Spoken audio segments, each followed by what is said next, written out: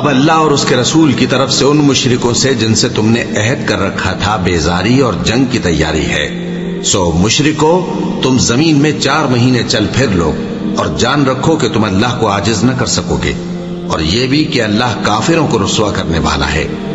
اور حج اکبر کے دن اللہ اور اس کے رسول کی طرف سے لوگوں کو آگاہ کیا جاتا ہے کہ اللہ مشرکوں سے بیزار ہے اور اس کا رسول بھی۔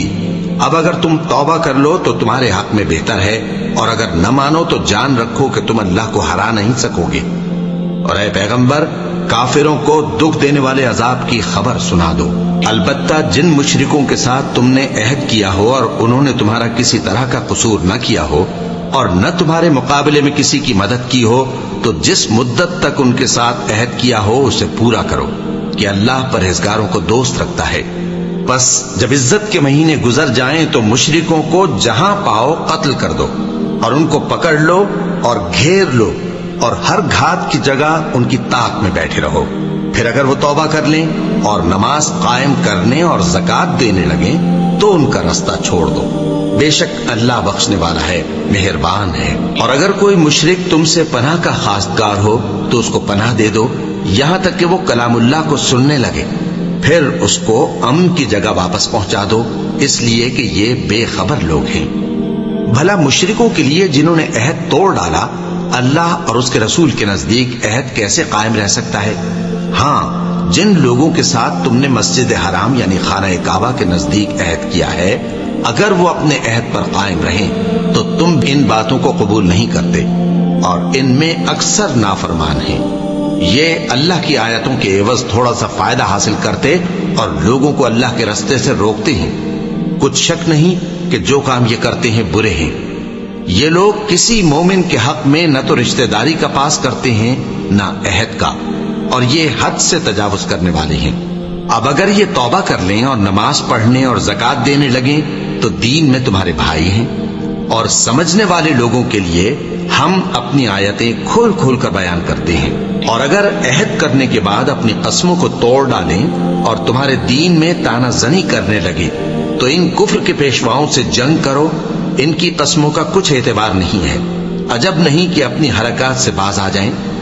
بھلا تم ایسے لوگوں سے کیوں نہ لڑو جنہوں نے اپنی قسموں کو توڑ ڈالا اور پیغمبر کو وطن سے نکالنے کا ارادہ کر لیا، اور انہوں نے تم سے عہد شکنی کی ابتدا کی۔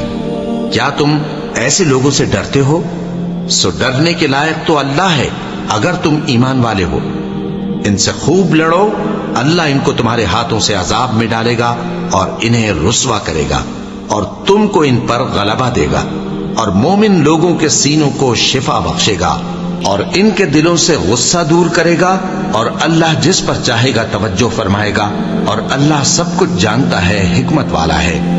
کیا تم لوگ یہ خیال کرتے ہو کہ بے آزمائش چھوڑ دیے جاؤ گے؟ اور ابھی تو اللہ نے تم میں سے ایسے لوگوں کو پرکھا ہی نہیں جنہوں نے جہاد کیا، اور اللہ اور اس کے رسول اور مومنوں کے سوا کسی کو دلی دوست نہیں بنایا، اور اللہ تمہارے سب کاموں سے واقف ہے۔ مشرکوں کا کام نہیں کہ اللہ کی مسجدوں کو آباد کریں جبکہ وہ اپنے آپ پر کفر کی گواہی دے رہی ہوں۔ ان لوگوں کے سب اعمال بیکار ہیں اور وہ ہمیشہ دوزخ میں رہیں گے۔ اللہ کی مسجدوں کو تو وہ لوگ آباد کرتے ہیں جو اللہ پر اور روز قیامت پر ایمان لاتے اور نماز پڑھتے اور زکوٰۃ دیتے ہیں، اور اللہ کے سوا کسی سے نہیں ڈرتے۔